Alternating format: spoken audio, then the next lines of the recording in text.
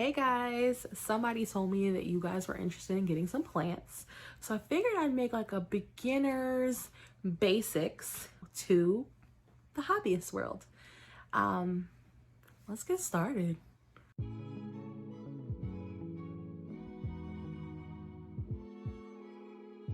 Water is one of your most important things that your plant needs. It kind of goes without saying. I'm pretty sure anyone who has a plant or even thought about a plant understood that water is first on the list. So the biggest things that we see are overwatering or underwatering. So you want to make sure you're not doing either or. And every plant will have its own specific needs. I find that once you get to know your plants, you'll know who is drying out within a day or so, who is staying wet for about a week. You will have a better idea of what's going on with them. Now, I always tell beginners, one of the easiest things to get as a beginner is going to be a moisture meter. So this moisture meter, at the end of this, goes down into your soil and it will tell you what the moisture is looking like. So I don't know if you guys can see that there, but there is a meter in there and it tells you whether you have dry, moist, or wet soil. As a beginner in the plant world, I didn't have one of these. I actually didn't get this until like earlier this year. And I kind of was just taking my finger and sticking it in the soil and was like, is it dry? Okay, this sounds like it's time to be watered again. But this is actually really good because with this meter, I can figure out whether the substrate at the bottom of my pot is still wet and the top is just dry or what. You know, I can pretty much gauge what's going on with my soil, and I think that's very important because you don't want your plants to get things like root rot from them sitting in the soil. Again, you also don't want your plant to be too dry. You know, maybe the top of your plant is really wet, maybe the bottom of your plant is really dry, maybe it's not getting enough water when you water it, and that top is just soaking up the water, but it never gets down to the bottom where the roots are. That's really important. You need your roots to flourish and they need water in that soil to do so. So I want to say that I got this one at Home Depot for 12 bucks, but they have them on Amazon for comparable prices. They're really not expensive. They will save your life, and it will help you a lot when trying to gauge whether the substrate that you have is well draining or not, whether it's needed for that particular plant. Maybe you need to add things in there, but controlling and watching your watering is the most important thing for newbies. I feel like that's kind of where everybody goes down the drain. Everybody wants to level in the plants and they want to water them every day and make them feel good, but unfortunately a lot of plants don't like to be watered that often. So getting the water meter, I don't know why I keep wanting to call it water meter, but the moisture meter will help you guys out a lot in the beginning on understanding which plants need what, and you'll see it. You'll have plants that get yellow leaves. That's overwatering. Even underwatering can be yellow. When they start getting wilty or getting discolored leaves, yeah, it's time to definitely take a look at what's going on with your watering schedule and adjust accordingly.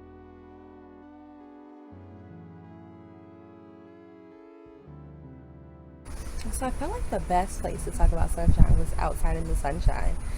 Your plant definitely needs sun. Now, whether you supplement with a grow light to give your plant the sun that it needs, if you have a home that doesn't have good sunlight through the windows. I know I have a couple places in my house that are horrible, and I absolutely have no plants in those rooms at all for that reason. But whether you supplement it with a grow light or whether you have like a super bright room that's just amazing for plants, your plant needs sunlight. Now, there are two types of light that your plant will need. It will need either indirect or direct, and that will obviously be whether you have the sun directly coming into the window hitting the plant, or whether you have like the plant off to the side where it's getting some, but it's more like a filtered sunlight. And that's pretty much it. The more sun that your plant gets, the appropriate amount of sun that your plant gets, you'll see healthier growth. You will see those new leaves. If you have a variegated plant, that plant will be brilliantly variegated because it will feed off of the sun. I feel like a lot of people avoid plants because they feel like they don't have enough sun, but again, a full spectrum grow light will take care of that in no time. I have 2 full spectrum light situations in my cabinets for those plants that need full spectrum light because where my cabinets are placed, I don't actually have a window. And I have noticed that even my pink princess is putting out beautifully variegated leaves with those full spectrum lights. So it's possible. Don't be discouraged and think that you can't have a plant because you don't have a full spectrum light. You can absolutely do it. I promise you. Amazon got your back.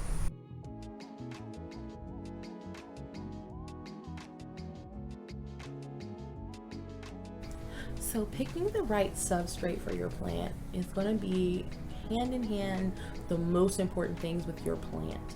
It's going to be the difference in whether your plant is overwatered, underwatered, it stays at the right amount. Unfortunately, I feel like the most popular things in the stores for a novice hobbyist tend to be some of the worst things that we could pick. So I personally make my own soil mix, but you're welcome to grab any organic soil mix. I always say organic because I hate adding any additional additives when it comes to my plants. I know that sounds crazy because you're like, oh, they're just plants. Like, what are you talking about? But I feel like by getting an organic soil, you usually get a more quality soil. Now, that's not to say that every organic soil is made equally, because they are not. Every brand is not made equally. Some brands come with gnats, and some brands don't.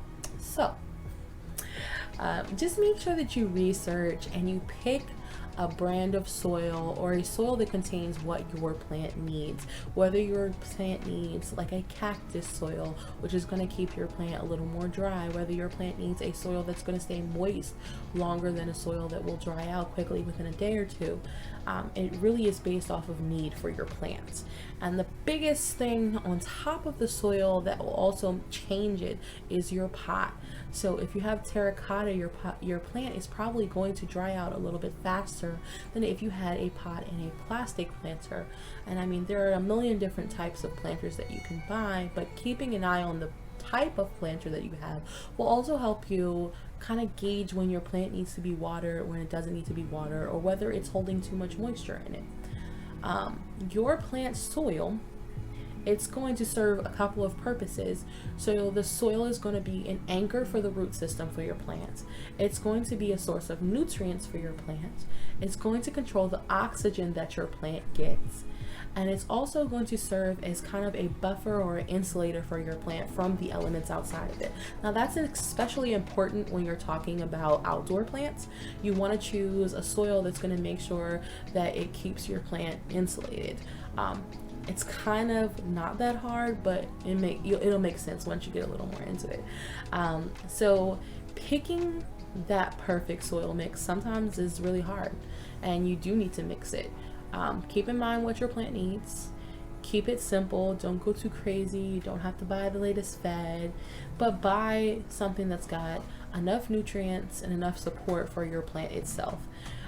Usually if you keep it pretty simple, you don't go wrong. I mean, I usually buy all of my items in bulk, and then I make a mix in a Tupperware bin, like the big bins, and then use it as needed. I personally mix soil, perlite, peat moss, and then I add in orchid bark depending on what I need, and depending on what the plant needs. And sometimes it's happened, like I've made a mix and I put the plant in, and 2 weeks later I'm like, holding too much moisture, and then I go and I unpot it and pot it again. So it's trial and error. Don't feel so bad if you feel like you're not getting it right. Be patient, allow your plant to acclimate before you lose it, and I promise you it will be okay.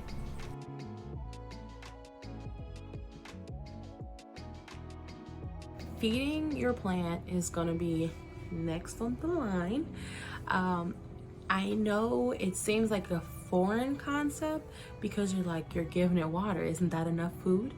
But I think a lot of the times this is one of the, I think there are two things, this and humidity, that are things that people don't talk about with plants.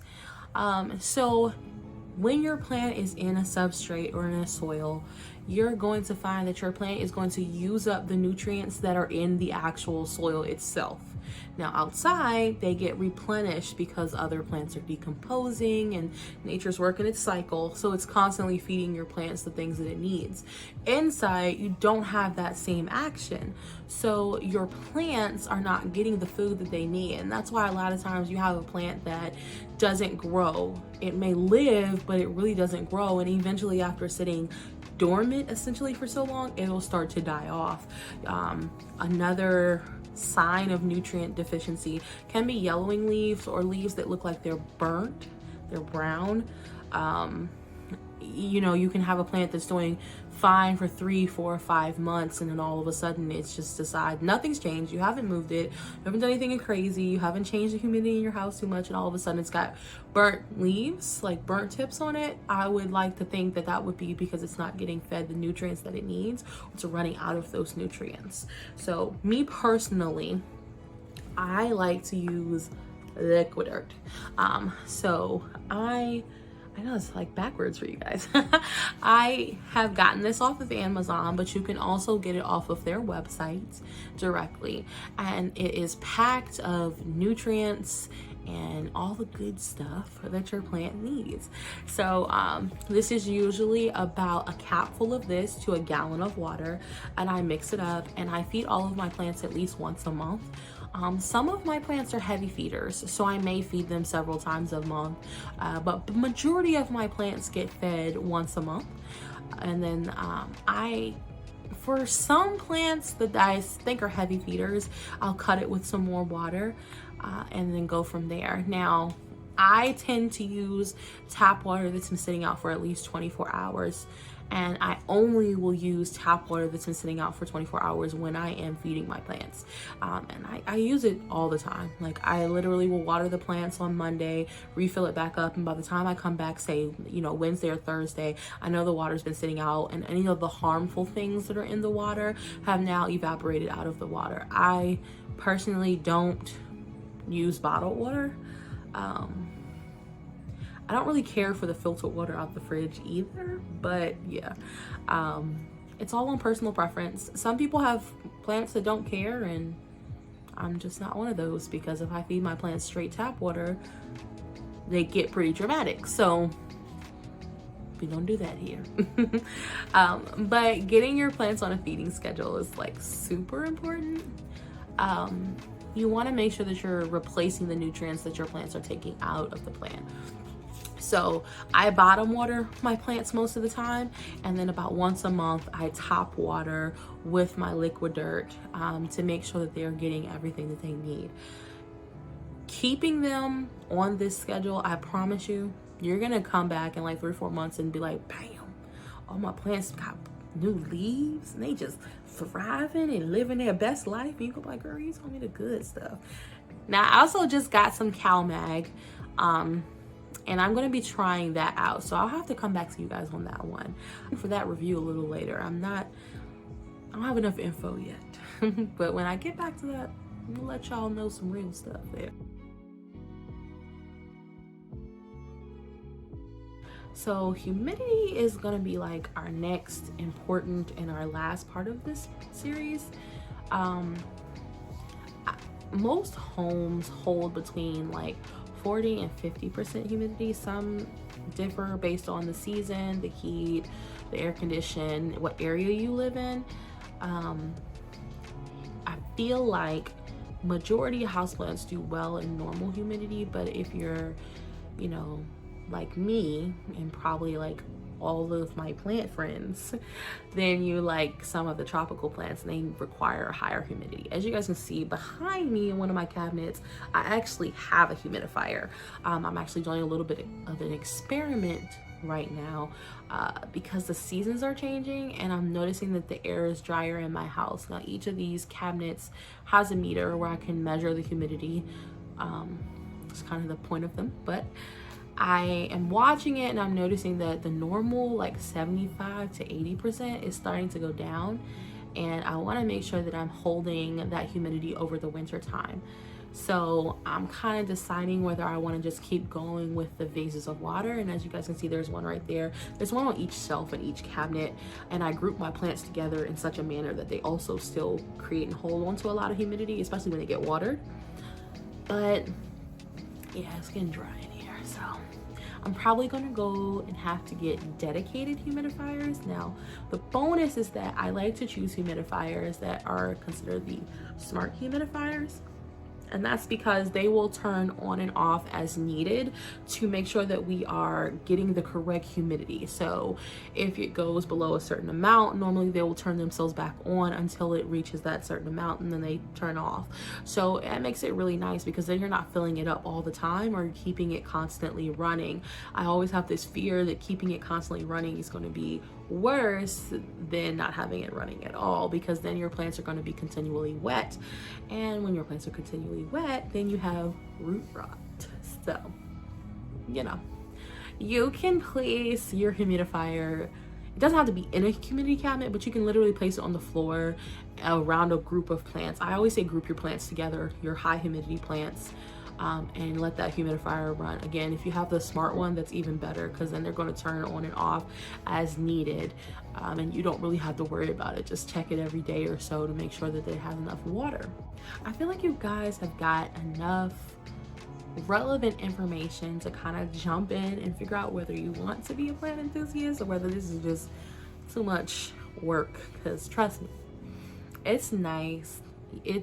To me, it's like a stress reliever, you know, caring for, nurturing, getting these guys up and, you know, bringing them back from the dead. If you're like me and you buy plants from the rehab section in Lowe's or your local nursery, it's work. But it's rewarding. To me, it's just like my zen, and I can pretty much just come in here and nurture my plants and propagate them and create more plants and just be at peace. So I feel like it's kind of enough for you guys. If you feel like you want to know more about specific topics, or if there's something that I missed that you want me to go back over, I will answer all of your questions, concerns, everything. Leave a comment down below. I'll answer. If you haven't already, I need you guys to subscribe, and then I will be back hopefully weekly with more content for you guys. Like I said, I know a lot of people are interested, and it's just like this overwhelming idea of, oh my God, what is coming into it? So I'll try to break it down and keep it as simple as possible for you guys. Till next time, peace.